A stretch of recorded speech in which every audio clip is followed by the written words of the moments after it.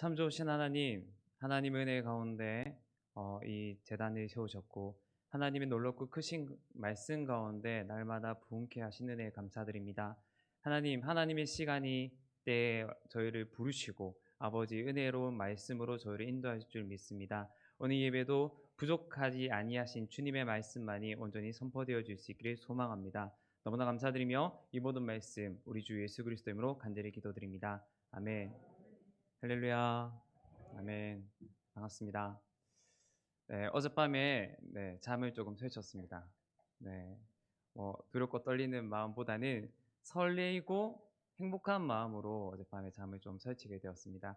저는 올해 안수를 받고 지금 땅끝교회에서 사역을 하고 있는 각훈열 목사입니다.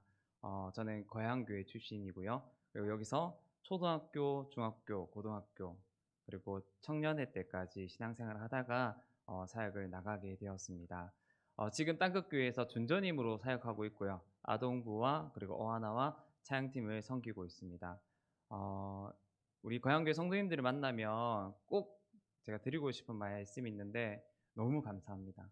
네, 너무 감사하고 계속 끊임없이 기도해 주신다는 말씀을 듣고 있었거든요. 그리고 그 은혜의 빛을 마음속에 간직하면서 이 하나님의 사랑을 제가 섬기고 있는 교회 그리고 다음 세대에 흘러가기 위해서 열심히 최선을 다하는 그런 목사가 되어 가도록 하겠습니다. 많이 기도해 주세요. 네, 저희 고향 교회에 대해서 이제 여러 소식을 듣게 되거든요. 저희 업계에 있으면 때로는 조금 힘든 소식도 듣게 되면 마음이 참 답답하고 암울했던 적이 있었습니다. 그런데 우리 김기태 목사님께서 오시고 여러분들의 말씀을 통해서 참 좋으시다라는 말씀이 들었습니다. 그리고 저도 간접적으로 그리고 최근에 몇 번 우리 김기태 목사님을 뵈면서 너무 감사한 분이 저희 고향교회 담임 목사님을 오시게 된 것에 대해서 감사하게 되었습니다. 네, 우리 김기태 목사님과 함께 하나님의 아름다운 꿈들을 이뤄가는 고향교회가 될 수 있기를 간절히 기도하겠습니다. 네, 그리고 우리 원인재 전도사님. 네, 제 동기입니다. 네, 제 동기고 어 저랑 나이도 같거든요. 그래서 대학원에서 만나서 우리 고향교회로 오는 데 있어서 하나님의 인도하심과 저도 조금 노력했습니다. 네. 동기 전도사님 중에 정말 제가 친구지만 참 존경하시는 분이거든요.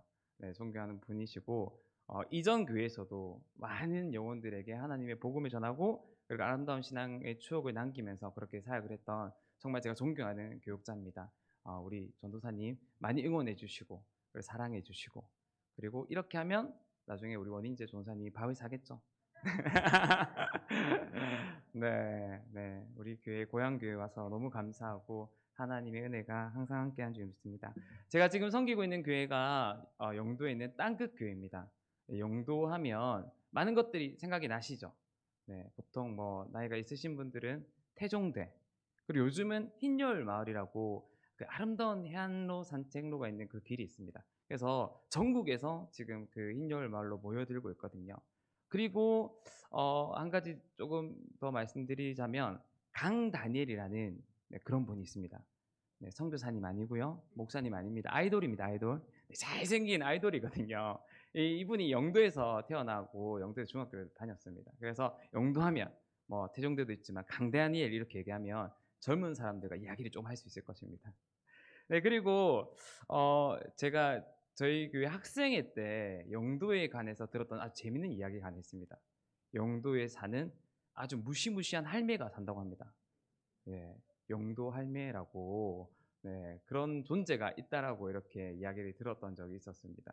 그래서 영도 사람들은 예수님을 믿지 않는 영도 사람들은 이사를 갈 때는 꼭 날을 받아서 가야 되고 아니면 밤에 몰래 영도로 나가야지만 집안에 우환이 없다.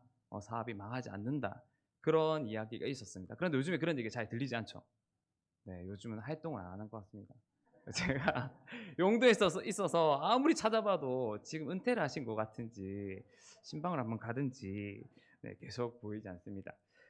이 외에도 우리나라에는 대대적으로 내려오는 토속 신앙들이 있습니다. 이것을 토테미즘이라고도 하고 샤머니즘이라고도 이야기합니다. 당산나무가 대표적인 그 신앙의 한 가지 중에 하나입니다.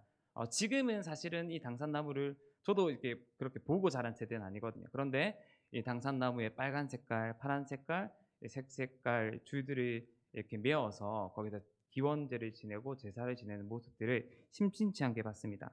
그리고 신주단지를 모셨던 것을 본 적도 있고, 그리고 신주단지를 모셨던 세대들이 있었을 것입니다.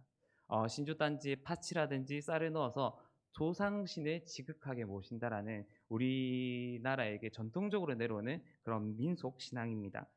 제가 이 땅끝교회 이전에 모라교회에서 사역을 했었거든요. 모라교회에서 사역을 했었는데 정말 하나님의 은혜로 감사하게 연세가 지긋한 한 노인분께서 예수님을 믿었습니다. 참 그 나이에 믿기 어려운데 예수님을 믿고 이제 구원의 확신까지 얻게 되었습니다. 그런데 문제가 생겼습니다. 뭐냐면 집안에 신주단지를 모시고 계시는 것이었습니다. 우리는 이제 믿음이 이제 장성불량까지 이르러서 그 어떤 존재가 우리를 해할 수 없다라는 것을 알고 있습니다. 하지만 이제 막 신앙생활을 해왔던 이분께서는 그것을 애써 치우기가 참 어려웠다고 합니다. 그래서 부목사님에게 어떻게 해야 되냐 신앙 상담을 하게 되었습니다. 어떻게 했을까요? 네, 부목사님들이 출동하셔서 예배드리고 그리고 그 신주단지를 모셔왔습니다. 그리고 그 신주단지를 교회에 들고 왔어요. 그렇다고 이거를 어떻게 해결 할까요? 네, 사차의 집사님이 조용히 들고 가셔서 네, 교회 마당에서 떼어서 종량제 봉투에 깔끔하게 처리해서 버렸다고 합니다. 네, 이렇게 믿음이 아직은 없으신 분들에게 우리가 그런 우리의 담대한 믿음으로써 그들에게 복음을 전하고 믿음의 확신을 줘야 되는 일도 우리 또한 사명인 줄 믿습니다. 오래전 사람들은 신비한 것을 보거나 그리고 좀 우연의 일치로 여러 가지 일들을 겪게 되면 그것에 신화화되는 작업을 가지게 되었습니다. 마치 우리가 진주단지와 그리고 당산나무에 어떤 신령한 것이 있다라고 믿었던 것처럼 오래전 고대 사람들은 많은 일들의 연속성 가운데서 신들을 만들었고 거기에 대해서 신화화하는 작업을 했습니다. 오래전 애굽에도 이런 신들이 다스리던 시대였습니다. 강에도 신이 있고요. 하늘에도 신이 있었습니다. 수많은 다신들로서 숭배되는 세상이 바로 애굽에 있었던 세상이었습니다. 그리고 그 한가운데 하나님의 사람 모세가 서 있게 됩니다. 요셉의 때에 대기근이 피해서 야곱의 가족들은 애굽으로 피난을 가게 됩니다. 그리고 그곳에서 하나님의 약속대로 큰 나라와 큰 민족을 이루게 됩니다. 그렇지만 계속해서 불어나는 이 히브리인들이 애굽 사람들은 두려웠습니다. 그래서 그들을 노예하기 시작하였고요. 그들의 노동력을 착취하였고 그들의 불어나는 인구수를 억압하기 시작하였습니다. 그 한가운데 모세가 태어나게 되었던 것입니다. 어, 그리고 애굽 사람들은 자신들이 부리는 이 노예화된 이 히브리인들이 믿는 하나님에 대해서 어떻게 생각했냐면 노예의 신이라고 생각했습니다. 야훼, 히브리인들이 믿는 하나님은 힘이 없는 우리들에게 노예의 신일 뿐이라고 이렇게 생각하게 되었습니다. 그래서 오늘 모세가 바로왕 앞에서 자신들의 백성을 그만 괴롭히고 놓아달라고 말했을 때 바로는 애굽의 왕은 그 말을 듣지 않았습니다. 왜냐? 히브리인들이 섬기는 그 신은 노예, 힘없는 하나님일 뿐이었습니다.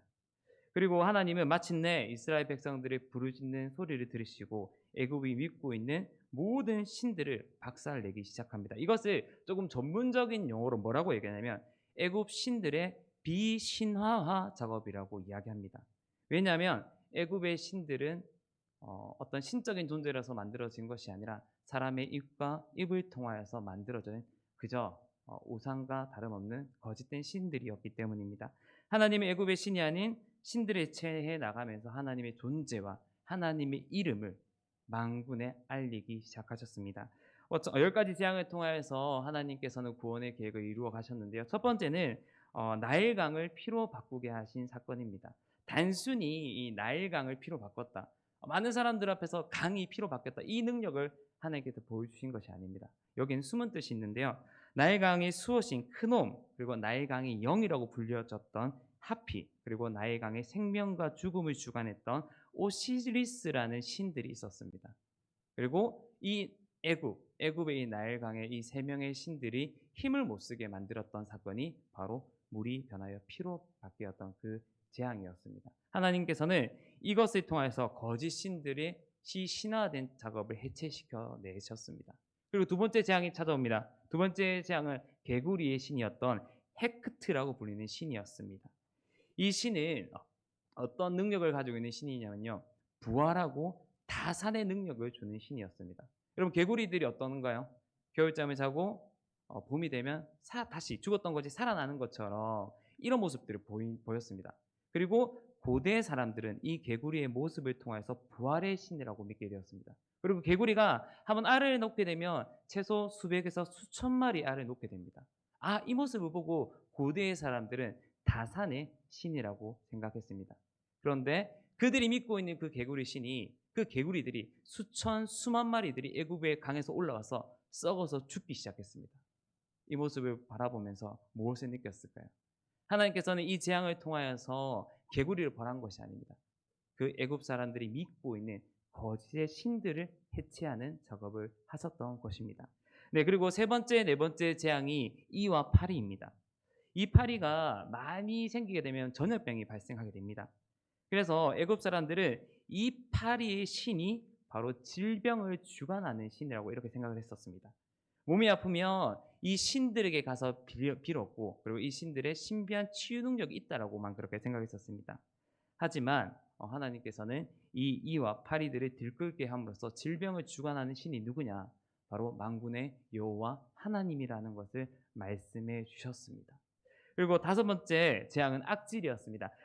가축에게 악질이 생겨서 가축들이 집단적으로 폐사하는 일이었습니다. 지금도 소나 그리고 여러 가축들은 아주 고가의 거래가 되고 있고 우리들의 재산입니다. 그래서 고대 사람들에게는 이 가축들이 더 큰 재산이었거든요. 그런데 이 가축들에게 손 쓸 수 없는 전염병이 돌기 시작했습니다. 이 가축들에게도 신이 있었습니다. 가축의 신 핫솔이었습니다. 모든 가축들의 전염병과 그리고 생사를 주관하는 신이었습니다. 그런데 하나님께서 이 가축들에게 악질을 내리게 되자 아무것도 애굽의 신들은 손을 쓸 수 없었습니다. 이것을 통하여서 하나님께서 또 말씀하고 있습니다. 이 미물조차 주관하는 사람은 누구냐? 바로 만군의 여호와 하나님이라는 것을 이 재앙을 통해서 밝혀내 주셨습니다. 그리고 여섯 번째 재앙은 독종입니다. 독종. 사람들 몸속에 이루 말할 수 없는 아주 심각한 독종이 생겨나기 시작했습니다. 이 독종의 재앙에서 하나님께서 말씀하시고자 하시는 것은 의술의 신이었던 임호텔이라는 이 신을 또다시 무력하겠습니다. 사람들이 아프거나 그리고 아이를 갖지 못하거나 그리고 질병 때문에 고통을 당할 때 이 신전에 가서 빌었습니다. 하지만 아무리 빌어도 이 독종은 사라지지 않았습니다. 왜? 그것은 하나님부터 온 것이거든요.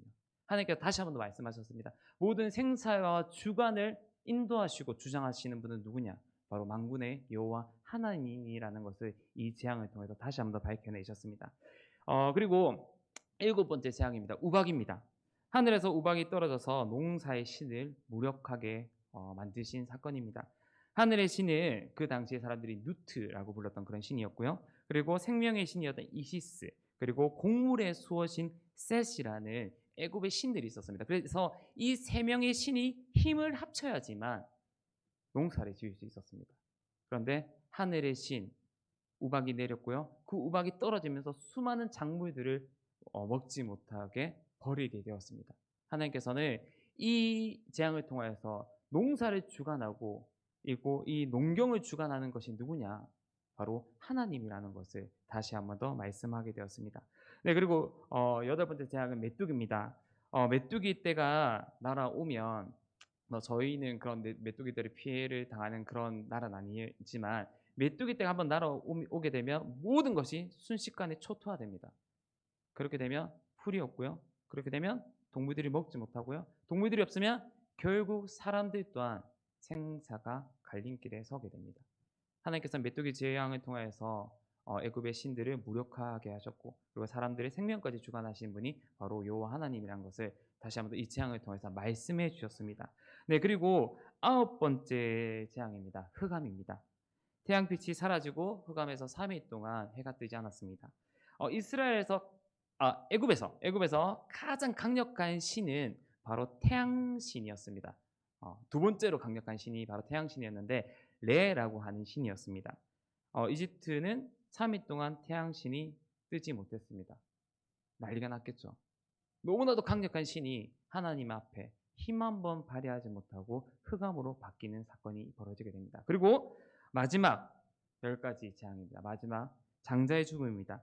여러분, 애굽의 신들 중에서 가장 강력한 신은 누굴까요? 바로 왕입니다. 파라오였습니다. 네, 파라오는 모든 신들 중에 신이었습니다. 왜 이렇게 신이 되었냐? 우리는 지금 우리는 이성의 시대를 살아가고 있기 때문에 사람이 신으로 가진 않습니다. 정상적인 종교라면.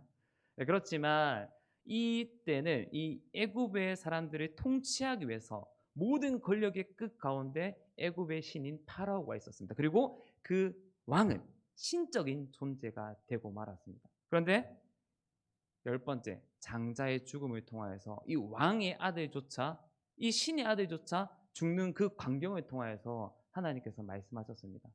이 세상을 다스리고 이 세상의 생명을 주관하고 이 세상의 모든 것을 운행하는 사람이 바로 만군의 여호와 하나님이라는 것을 10가지 재앙을 통해서 말씀해 주셨습니다.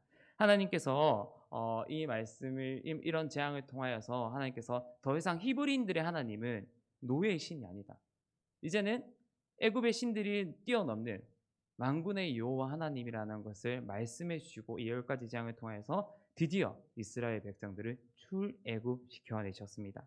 이 사건들을 통해서 우리가 몇 가지 좀 생각했으면 좋겠습니다. 단순히 10가지 재앙이 애굽 사람들 말 안 듣는 파라오 왕을 징벌하였다, 이런 의미가 아닙니다. 그 속에 숨어서 있는 많은 신들을 하나님의 말씀의 능력으로 모든 것을 해체시켜 나가고 만군의 여호와 하나님이 어떤 능력자이심을 드러낸 사건입니다. 그 사건을 통하여서 이스라엘은 구원을 받게 되고 하나님의 나라로 들어가게 됩니다. 첫 번째 우리가 생각해야 될 것은 사람들이 만든 것은 절대 신이 될 수 없습니다. 애굽의 많은 신들은 누가 만들었냐? 사람들이 만들었습니다. 그리고 그것들에게 믿음이 더해지기 시작했습니다. 마치 우리가 예전에 나무에게 그리고 큰 돌에게 신성지하였던 것처럼 그렇게 또한 그들이 신들이 되어져만 갔습니다. 그리고 하나님께서는 그 모든 것들을 무너뜨리시고 하나님의 존재를 드러내셨습니다. 그리고 마지막에 눈에 보이지 않는 왕의 권력에 대한 우상을 무너뜨려 내셨습니다. 애굽의 마지막 최고의 신인 왕을 무력화시킴으로써 눈에 보이지 않는 왕의 통치의 권력에 대한 우상을 무너뜨리셨습니다. 그리고 이스라엘 백성들은 자유가 선포되고 구원을 경험하게 됩니다. 현대 사회를 살아가는 저희가 이제 더 이상 우리는 당연히 하나님 믿고 있는 사람이니까요. 더 이상 어떤 나무라든지 돌이라든지 그런 우상들을 믿지 않습니다. 저희는 이제 그런 시대를 살아가는 것이 아니라 과학의 시대를 살아가고 있거든요. 그런데 항상 우상은 하나님의 나라와 함께 항상 존재해 왔습니다. 지금 현대 시대에도 우상들이 들끓고 있습니다. 바로 자기 자신이라는 우상입니다. 정신과 의사들은 거의 99%가 마귀의 존재, 영적인 마귀의 존재에 대해서 믿지 않습니다. 그런데 미국의 정신과 의사였던 스카펙이라는 분께서 계셨습니다. 다행히 이분이 아주 훌륭하신 정신과 의사 선생님이었는데요, 신앙인이었습니다. 그리고 다른 사람들, 많은 사람들을 이렇게 연구하다가 대부분의 사람들이 그냥 귀신 들림 형상만 있지 실제로 귀신이 들렸다라고 생각되는 사람을 만나지 못했습니다. 그런데 신앙인이었던 이 스카펙 목사님, 스카펙이라는 이 의사분이 정말 귀신 들린 사람을 만났습니다. 그리고 거기에 대해서 이중 분석을 하게 됩니다. 마귀의 심리적인 상태에 대해서 이 마귀의 지배를 받고 있는 이 사람의 심리를 조사하다가 이 마귀의 심리적 상태에 대해서 연구를 하게 되는데, 정말 유명하게도 이중 분석에 성공한 책입니다. 거짓의 사람들이라는 책인데요. 한번 시간 내시면 이번에 제가 한번 읽어보기를 좀 추천해 드립니다. 정말 좋거든요. 이 책에서는 이렇게 얘기하고 있습니다. 악의 형태가 가장 나타나는 특징이 있습니다. 그것이 바로 무엇이냐면 악마적인 나르시즘입니다. 나르시즘은 유럽 신화의 이야기인데, 호수에 비친 자기 자신의 모습이 너무 예쁘고 너무 잘생겨서 물에 빠져 죽었던 그런 유럽의 신화의 이야기입니다. 이 나르시즘이 병적으로 발전할 때 악의 사탄의 모습과 가장 유사하게 닮아 있다고 분석했습니다. 그 대표적인 사건이 우리 말씀에도 나와 있는데요. 대표적인 사건이 두 가지가 있습니다. 사탄이 하나님의 말씀에 거역한 사건입니다. 하나님의 강력한 천사였던 루시퍼였던 사탄은 어느 날부터 하나님을 인정할 수 없었습니다. 그래서 하나님이 대적했고요. 하나님의 거역하는 마귀의 우두머리가 되었습니다. 그리고 가인과 아벨의 이야기를 통해서도 한 가지 알 수 있는데요. 가인과 아벨의 제사 중에서 하나님은 아벨의 제사를 받으시고 가인의 제사를 받지 않으셨습니다. 가인은 하나님의 뜻을 받아들일 수 없었고 하나님이 아닌 자신의 의지를 선택했습니다. 그 결과 자신의 동생을 죽이는 끔찍한 살인자가 되었습니다. 사탄과 가인은 하나님의 말씀을 받아들이지 않고 자기 자신의 의지를 받아들였습니다. 이것이 바로 병적인 나르시즘의 증상이고 악의 가장 특징 가운데 하나라고 이렇게 분석해 놓았습니다. 여러분, 이 나르시즘이 무엇일까요? 바로 우리 안에 있는 자기 우상화입니다. 그래서 하나님의 뜻보다 내 뜻이 먼저 나가는 것, 이것이 나르시즘이거든요. 그리고 이것들이 견고하게 세워져 갈 때 이것들이 우리 마음 가운데 우상이 되어져 가고 있습니다. 이제는 더 이상 눈에 보이는 우상을 염려하고 두려워하는 그런 시대가 아닙니다. 내 마음속에 보이지 않는 우상들이 올라오고 그 우상들을 말씀의 생수로 깨끗이 씻어내야 됩니다. 우상들이 생기면 어떻게 되나요? 하나님과 멀어지게 됩니다. 보이는 우상이든 보이지 않는 우상이든 우상들이 생겨져 나가게 되면 말씀과 멀어지게 됩니다. 그리고 교회와 멀어지게 됩니다. 그래서 우리 시편 말씀 잠언 4장 23절 이렇게 증거하고 있습니다. 우리 지킬 만한 것보다 더욱 내 마음을 지키라. 생명의 근원이 이에서 남이니라. 아멘. 말씀을 통하여서 우리 마음에 지금 어떤 우상들이 올라오고 있는지, 그리고 말씀을 통하여서 나를 비춰보아야 됩니다. 하나님보다 내 뜻이 더 앞서 나가는 부분은 없는지, 그리고 그 부분이 있다면 말씀의 생수로 깨끗이 매일매일 씻어내는 그 연습을 해야 됩니다. 우리가 그리고 이 10가지 재앙을 통해서 두 번째로 생각해야 될 것이 있습니다. 바로 믿음은 사실을 믿는 것이라는 것입니다. 재밌는 이야기가 있습니다. 재밌는 이야기가 있는데 6월절에 그날 밤 사람의 첫 장자이든 짐승의 첫 새끼든 모든 생명이 꺼져가는 아주 끔찍한 밤이었습니다. 그날 밤에 수많은 생명들이 꺼져갔고요. 여기저기서는 비통한 비명소리가 들리기 시작했습니다. 사람들은 두려움과 장자가 죽어가니까요. 내 사랑하는 아들이 죽어가니까요. 아끼는 내 짐승이 죽어가니까요. 여기저기서 통곡 소리가 들리게 되고 아마 애굽은 온 동네가 아비규환의 소굴속이 되었을 것입니다. 그때 이스라엘의 장자 2명이 있었는데요. 한 명은 믿음이 좋았습니다. 하나님이 믿었고 하나님의 약속대로 어린 양의 문설주에 피를 발라 놓았습니다. 그리고 그 비명의 밤 속에 하나님의 위대하신가, 하나님의 전지전능하신가, 하나님의 그 구원을 찬양하면서 그날의 그 밤을 보냈습니다. 더욱더 믿음이 생기고요. 그 비명 소리 들릴 때마다 하나님께서 일하시고 하나님께서 구원하시는 그 계획들이 이루어져 가는 것에 감동하고 찬양하고 찬송하며 그날의 밤을 보냈습니다. 하지만 다른 한 명의 장자는 태어날 때부터 좀 신경이 아주 예민한 그런 장자였습니다. 물론 문설주의 어린 양의 피를 하나님 말씀에 의지해서 발랐습니다.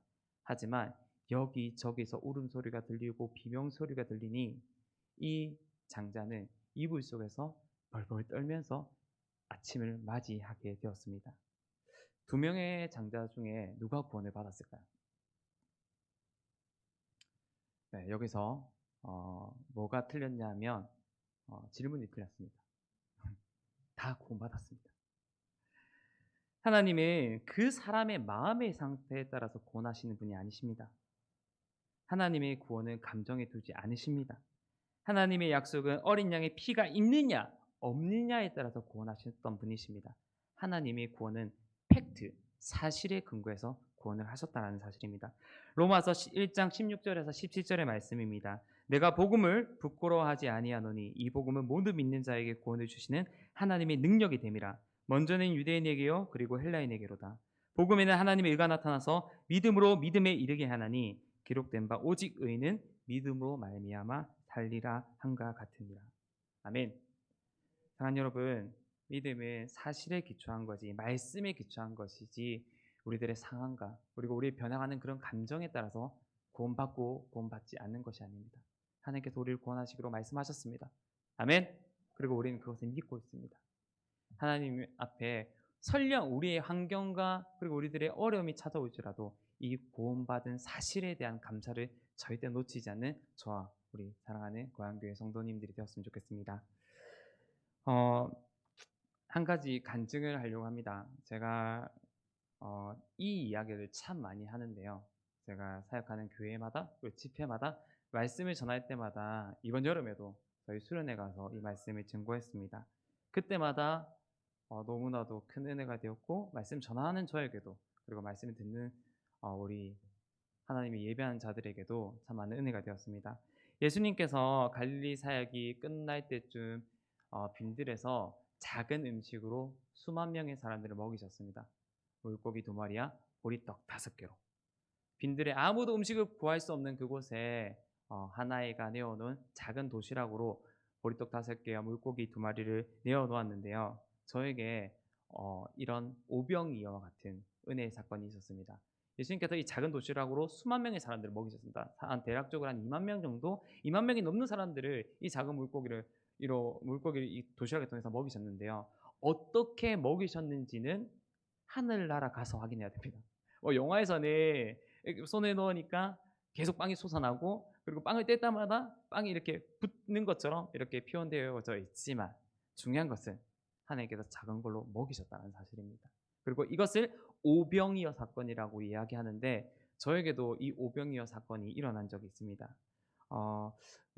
많은 분들이 아시겠지만 저는 믿음의 가정에서 자라난 것이 아닙니다. 그리고 친구 따라 이제 고향교회 왔다가 초등학교를 다니고 중학교, 고등학교 그리고 대학교 때 신학교를 가지 말았어야 됐는데 가게 되었습니다. 고등학교 1학년 때 제가 고향교회 학생회 출신이니까요. 고등학교 1학년 때 그때는 믿음이 아직 뭔지 몰랐습니다. 뭔지 모르고 그냥 수련회 간다고 하길래 수련회를 따라 나섰습니다. 성경책이 아닌 무협지를 들고요. 만화책을 들고 그냥 그때는 수련회가 뭔지도 몰랐어요. 그리고 하나님을 알고는 있었지만 사실은 믿음이라는 것이 있다라고 얘기할 수 있는 그런 상태가 아니었습니다. 그리고 사천에 가서 우리 반주하는 우리 김진영 집사님 그리고 조지현 집사님 저보다 한 해 선배거든요. 네, 그리고 여기서 수련회를 한다고 하더라고요. 그래서 수련회를 한다고 해서 막 전도사님 말씀 전하고 수련회의 하이라이트 밤 있죠. 네, 저녁 시간에 불이 꺼지면서 오늘 이 밤에 이렇게 얘기를 하시면서 갑자기 주여를 부르는 겁니다. 네, 제가 그때 약간 충격을 받았거든요. 그렇게 충격을 받는데 우리 조지현 집사님이랑 김진영 집사님이 그때 고등학교 2학년이었는데 막 울면서 기도를 하는 거야. 우리 박동주 장로님 계셨거든요. 손을 잡고 더 기도를 하는 겁니다. 야, 이거 잘못 왔다. 이게 나 지금 만화책 보러 왔는데 이 박사님이 놀러 온다고 했는데 갑자기 그렇게 기도를 하고 있는 상황이 낯설었습니다. 믿음이 없었거든요. 그런데 그렇게 기도를 하고 이제 불이 켜지니까 또다시 놀라운 광경을 바라보게 됐습니다. 여자 선생님들의 얼굴이 창색이었습니다. 창색이. 네, 도저히 알아볼 수 없는 막 마스카라 번져 있고요. 막 눈물, 콧물 범벅이 되어져 있고요. 근데 불이 켰어요. 불이 꺼야 되는데 불이 켜더라고요. 그렇게 해서 눈물, 콧물 범벅이 돼서 그 이틀을 보냈습니다. 그런데 저는 그때까지 적응이 되지 않더라고요. 그런데 그때 저희 학생회를 섬기고 있는 정은 선생님께서 저에게 이렇게 얘기를 하셨습니다. 훈열아, 하나님께서 너를 너무 많이 사랑하셔. 그렇게 하면서 안아주셨거든요. 참 신기한 게 그때 그 한마디가 믿어지기 시작했습니다. 하나님께서 그 한마디를 믿어지게 하시더라고요. 그리고 나서 제 마음 가운데 하나님을 믿는 믿음이 생겨나기 시작했습니다. 어떻게 생겨났냐면 정말 하나님이 살아계신다는 걸 믿게 되니까 교회 와서 설교하시는 그 설교의 말씀이 들리기 시작했습니다. 찬양이 갑자기 막 따라 부르게 되고요. 교회에 오고 싶어지고요. 목사님 보면 좋고요. 집사님 보면 좋고 그리고 같이 신앙생활 하는 분들을 보면 행복했습니다. 그렇게 고등학교 1학년 여름방학이 끝날 때쯤 아주 제 인생에서 힘들고 어두운 터널을 지나가게 되었습니다. 네, 부모님이 좀 이혼을 하시게 되셨거든요. 이 스토리가 너무 깁니다. 그래서 오늘 다 못해요. 오늘도 못하고 한 2박 3일 정도 걸리는데, 짧게 요약하자면 저희 어머니 저기 앉아 계신데 진은주 집사님 참 많이 고생 많이 하셨습니다. 그런데 고생하는 그 어려운 가운데서 집사님들이 찾아가서 안아 주시고, 그리고 위로해 주시고 격려해 주시고, 그렇게 우리 진우 집사님이 믿음으로 서가더라고요. 그리고 또 아버지. 결론적으로는 지금 아버지랑 사이 좋습니다. 진짜 별났거든요. 아버지 거제초등학교 옆에서 공장하셨단 말이에요. 장난 아닌 거거든요. 아버지랑 정말 많은 시간들이 있는데, 정말 지금은 아버지에게 전화하고 아버지랑 사이가 좋습니다. 그런 많은 시간들이 있었는데, 부모님이 이혼하는 과정에서 이제 저는 그때 고등학교 1학년이었는데, 어 이제 한참 예민한 시기이고, 부모님으로도 보호를 받아야 되는 그 시기에 혼자 지내게 되었습니다. 그 시간이 대학교 가기 전까지였거든요. 2년 정도였는데, 혼자 지낼 수 있습니다. 뭐 혼자 지내면 되죠. 근데 문제는 뭐냐? 밥을 해결하기가 참 애매했습니다. 고등학교 1학년 여드름이 많이 난 친구가 혼자 어디 가서 식당에서 밥 달라고 얘기 못 하잖아, 돈이 있어도. 그래서 맨날 라면 사 먹고, 그리고 집안이 그렇게 어려운데도 학교는 열심히 갔습니다. 왜요? 밥 주거든요. 네, 제가 진고등학교 나왔는데 학교에 가면 밥을 먹을 수 있습니다. 점심 주고 저녁 먹고. 그렇게 그 어려운 시절을 막 지냈었는데, 그때 제가 여기 오른쪽 저기 강대상 뒤쪽쯤에 앉아 있었는데, 하나님께서 너무 외로운 저에게 오후 예배 때, 그때 마음속에서 장로님들, 집사님들 모습들을 보는데, 이 모든 분들이 너의 가족이다라는 그런 마음의 감동을 주셨어요. 그때 참 은혜를 많이 받았거든요. 그렇게 힘들고 어려운 시절에 이제 밥을 제대로 해결을 하지 못하니까, 학교에서 매일 뭐 점심 저녁을 주는 거 아니거든요. 뭐 시험 치거나 어떤 일이 있으면 좀 빨리 집으로 귀가시킬 때도 있습니다. 그래서 제가 우리 교회 와서 2 층에 와서 아동부실에 와서 밥은 먹어야 되고 배는 고프고 어디 나가서 사 먹을 용기는 안 나고, 그렇게 앉아서 기도를 했었습니다. 뭐라고 기도했냐면, "하나님 저 배고파요." 네. 그렇게 기도를 했었습니다. 참 어려운 시절이고 힘든 시절이었는데, 그 기도가 끝나자마자 나가는데 저희 학생의 선생님, 청년 선생님이었거든요. 이 말씀 하시더라고요. 훈열아, 밥 먹었어?" 저는 이게 복음이었습니다. 그리고 기사식당으로 데려가더라고요. 삼겹살을 먹었습니다. 하나님께서 먹이셨습니다. 하나님께서 제 인생에 오병이어를 만들어 내셨습니다. 다른 것이 아닙니다. 그리고 그때 한참 힘들고 어려울 때 새벽 기도를 또 갑자기 나가고 싶더라고요. 그래서 교복 입고 새벽 기도 갔습니다. 잤죠. 새벽 기도 와서 잤는데, 그렇게 자고 눈에 뜨면 요구르트와 초코파이가 놓아져 있었습니다. 그래 그걸 먹고 또 학교를 가고, 하나님께서 그렇게 저에게 오병이의 일들을 이뤄내시고, 많은 고난들이 있었습니다. 제가 여기까지 오기까지 도망가려고도 했고요. 이 목회자로 세워지는 이 부담감이, 그리고 그 어려움과 상처들이 많이 어려웠지만, 하나님께서 또 그것을 쓰시더라고요. 마음이 아픈 곳에 그것을 보이게 하시고, 그리고 갈수록 감사한 것이 말씀이 더 깊게 보이기 시작하였습니다. 말씀으로 말씀하신 하나님, 그리고 말씀의 은혜가 흘러가게 하신 하나님, 그리고 이 말씀이 흘러가서 또 다른 생명이 피어나는 그 하나님, 그런 역사를 보게 하셨습니다. 좀 전에 제가 우리 교회 와서 이제 박동주 장로님이랑 이제 이런 우리 담임 목사님이랑 이렇게 저렇게 얘기하는데, 장로님이 정말 진짜 집에 안 들어가시고, 아기들이 어렸을 때인데 집에 안 들어가시고 저희들이 이렇게 케어해 주셨거든요. 저 또한 많은 케어를 받았습니다. 그 사랑이 조금씩 조금씩 퍼져서 이렇게 은혜를 맺고 있습니다. 절대 저희 교회 작지 않습니다.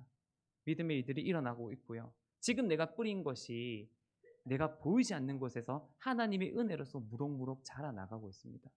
하나님의 가능성이 있는 교회고요. 하나님의 은혜가 흘러가고 있는 교회입니다. 앞으로가 더 기대가 되고, 수많은 사역자들이 나갈 것이고요. 수많은 영향력을 끼칠 교회라는 걸 믿습니다. 여러분 기억해야 될 것이 있습니다. 뭐냐면, 여러분 환경이 좋은 사람들을 만들어내지 않습니다. 어, 여러분 환경이 좋은 사람을 만들어낸다고 계속해서 요즘 연구하시는 분이 있습니다. 누구냐? 오은영 박사님입니다. 계속 그 사람의 과거, 그 사람이 불행했던 환경, 그리고 그 사람이 겪었던 그 아픔들 계속해서 분석해 나가고, 그것에 대해서 고민하고, 그것에 대해서 치유하고, 그것에 대해서 뭐 해결책을 내놓는 이런 방법이 있는데, 어, 여러분 환경이 좋은 사람을 만들어 놓지는 않는 것 같습니다. 그렇다고 그 반대되는 또 견해가 있거든요. 환경을 뛰어넘는 사람들이 있습니다. 어려운 것을 뛰어넘고 그리고 정말 불굴의 의지로 어려운 곳에서 생명과 소망을 피워내는 사람들이 있습니다. 또 그런 사람들에게 뭐라고 얘기했냐? 그 사람은 타고난 유전적인 우월성이 있다. 그래서 그 사람은 성공하게 되는 것은 유전적인 우월성이다. 피가 남들보다 좀 세다. 네, 이렇게 얘기를 하는데 환경이냐, 그 사람이 타고난 것이냐, 전 둘 다 아니라고 합니다. 아니라고 생각합니다. 그 사람을 결정짓는 데는 믿음입니다. 믿음이 있어야 돼요. 다음 세대에게 정말 울면서 씨를 뿌려야 되는 가운데 이 아이에게 지금 믿음의 말씀이 들어가는지 안 들어가는지는 우리들의 몫이 아닙니다. 그 결과는 하나님입니다. 말씀의 씨앗이 뿌리시고 그 말씀의 나무가 자라나게 하시는 것은 하나님의 은혜입니다. 우리는 씨를 뿌리면 됩니다. 그리고 우리는 그들에게 믿음을 전하면 됩니다. 사랑하는 고향교회 성도님들, 저에게는 고향 같은 교회이고 고향 같은 교회가 너무나도 은혜 가운데 잘 있다라는 말을 들을 때마다 너무 행복합니다. 네. 제가 목사 안수 받을 때도 거향교회 세례교인, 제가 신대원 갈 때도 거향교회 세례교인이라고 저는 여기 정체성이 있습니다. 여러분들에게 은혜를 많이 받았고요. 이 재단으로부터 흘러나오는 은혜를 너무나도 많이 받았습니다. 저도 이 은혜를 생각하면서 하나님 앞에 물론 우리 거향교회를 섬기면 좋겠지만 하나님 나라를 향해서 더욱더 앞으로 기도하면서 나아가겠습니다. 그리고 우리 거향교회 성도님들도 말씀의 뿌리를 그리고 말씀의 생수를 그리고 하나님 나라의 소망을 꿈꾸면서 내 마음속에 일어난 우상들을 제거하시고 말씀으로 제거하시고 날마다 새벽에 전을 세워비치면서 그 말씀들을 제거하시고 우리 다음 세대에게 우상이 아닌 이 세상의 가치가 아닌 하나님의 믿음이 그 한 절의 말씀의 믿음이 그들의 인생 가운데 지키게 해달라고 그렇게 증거하는 우리 거향교회 성도님들이 되었으면 좋겠습니다. 기도하겠습니다.